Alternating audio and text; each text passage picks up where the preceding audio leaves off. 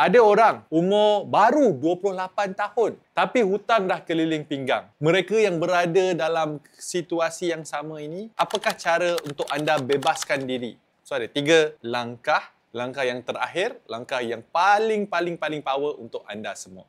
Cara untuk anda mengatasi hutang anda adalah untuk tahu berapakah jumlah hutang yang anda ada. So, first step, senaraikan dulu semua hutang-hutang yang anda ada berserta dengan jumlah dan juga berapakah monthly installment yang anda kena bayar.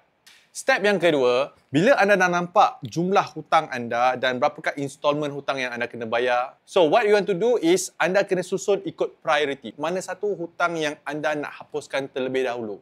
Step yang ketiga, pilih cara yang sesuai untuk anda hapuskan hutang ini satu persatu.